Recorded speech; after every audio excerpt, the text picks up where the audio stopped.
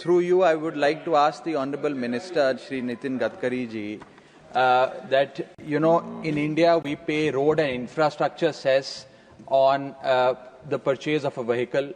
Then when we buy fuel, which is petrol and diesel, we pay infrastructure and road cess.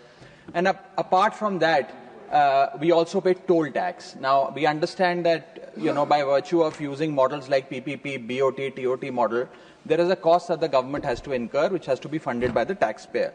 But sir, इतना पैसा देने के बाद दो चीजें हम चाहते हैं कि मिले. एक की सड़क अच्छी हो, लेन डीमार्किंग हो, पॉट होल्स ना हो, स्मूथ सड़क हो, और दूसरा सीमलेस कनेक्टिविटी. लेकिन देखा ये जाता है, बस मैं सवाल पूछ रहा हूं सर, देखा ये जाता है कि जब टोल पॉइंट पर पहुंचते हैं तो कंजेशन होती है और उसके चलते 15, 20 मिनट, 40 मिनट, 50 मिनट तक गाड़ियों को खड़ा होना पड़ता है, जिसकी fuel cost, opportunity cost waste होती है.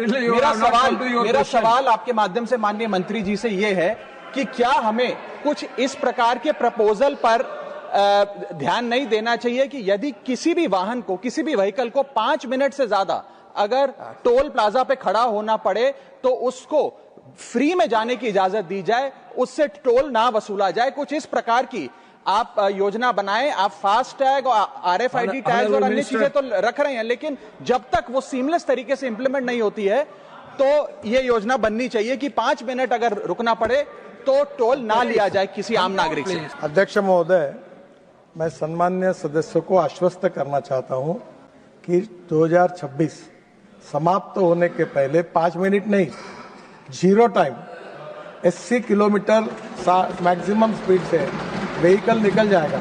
यहाँ डायरेक्ट ऐसे पाइप की एंट्री होगी और बड़ा रोड होगा, गाड़ी निकल जाएगी, पता भी नहीं चलेगा रोड जैसा. कैमरा नंबर प्लेट का फोटो निकाल लेगा, फास्टैग का निकल जाएगा, रिकॉर्ड डायरेक्ट सैटेलाइट से उसमें जमा हो जाएगा, बैंक अकाउंट से पैसे निकल जाएंगे और कहीं कोई तकलीफ नहीं, कोई पैसे मांगना नहीं, कोई लेना नहीं, कोई देना नहीं. और रिगार्डिंग आपने जो क्वालिटी के बारे में कहा है, हमने काफी स्ट्रिक्ट एक्शन लिया और लगातार इसके बारे में इतने कठोर निर्णय किए हैं और लगातार सुधार कर रहे हैं. पर कभी कभी क्या होता है कि सोशल मीडिया पर और पब्लिक में we are only responsible for national highway. I am not responsible for state highway. I am not responsible for the city roads. I am not responsible for the rural roads. But I am only responsible for national highway. Many times इनके photo आकर फिर हमारे नाम पर बोलते कि ये कब होगा. जब हम इंक्वायरी करते तो 70% ऐसी बातें आती है कि जिसका हमारे साथ कोई संबंध नहीं. और जहां तक नेशनल हाईवे में क्वालिटी की बात है, मैं आपको बताना चाहता हूं कि हम इसके बारे में इतने अनेक अभी हमने लेटेस्ट निर्णय किया है कि जो कॉन्ट्रैक्टर ठीक काम नहीं करेगा उसको 2 साल तक हम डिबार कर देंगे, वो कोई टेंडर नहीं भर सकेगा.